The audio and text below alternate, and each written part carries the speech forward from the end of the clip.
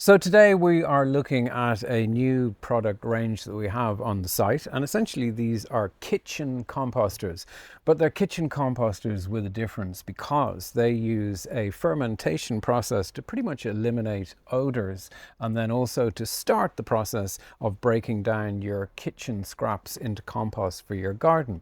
So this composting system then is what's known as a Bokashi bin. There are plenty of Bokashi bins on the market, but they don't tend to be very nice looking. So as you probably be using them every day and might be keeping them on your kitchen countertop, we thought it was time that we got something with a little bit more aesthetic appeal. So we have three very nicely designed products here. So we have the countertop caddy here, and then we also have the Organko 2, and then the larger essential Bokashi bin. And that can also be stacked if you're a little bit short on space. So the daily countertop caddy is basically just for collecting your kitchen scraps, and then it has a clever flip top design, and then we empty that into one of the larger Bokashi bins.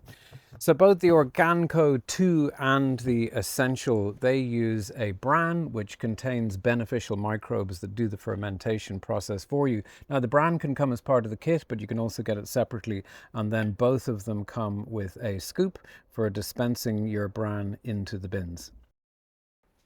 Now each bin has their own unique drainage system. It's different on both, but it's the same principle. So we basically have a perforated drum, or we have a perforated base in the Essential, and that is to drain the liquid out of the bin, and that can be extracted with a simple cap on the Bokashi 2. And then on the Essential we have a tap system and a drainage reservoir. The process of filling the bin is to add a 20 ml scoop of bran, and then we sprinkle that around the base of the unit, and then we add our kitchen scraps, and then on top of that we add another 20 ml on top of the kitchen scraps. We need to compact down the contents of the bin, and the reason for that is we want to get good contact with the fermentation bacteria, and then we also, the compaction then is going to force the liquid down to the bottom of the bin. So then basically every time then we're filling the bin, we need to add maybe the fill or so of the kitchen caddy, and then we add another 20 ml of the bran. Now in between fills we do have to put the lid back on the container, and it's very important then that we get a good seal there with the top and the lid, and that's because this fermentation process takes place in an anaerobic or airless environment. We want to drain off that excess liquid every 3 or 4 days, but it's not a commodity that's going to go to waste, because if you dilute it 1 part concentrate to 200 parts water, it makes an excellent liquid plant feed. And then also you can use it in its undiluted form as a drain cleaner, because the enzymes in that liquid will break down any oils or fats in your drain.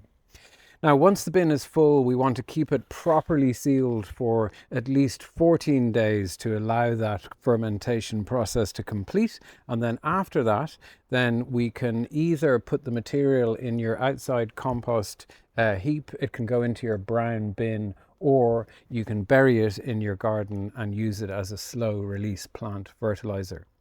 So that's it really. Look, the Bokashi bin, it's an interesting product. I suppose one of its big advantages is that it really reduces the smell of composting material. It's a very handy size receptacle to have in the kitchen to complete that process. And then in compacting down that material, you really will be able to process a surprising amount. So thanks again for watching. If you need any more information, or if you want to purchase one of these Bokashi bins, of course, visit our websites, quickcrop.ie or quickcrop.co.uk. Thank you very much for watching, and we'll see you in the next video.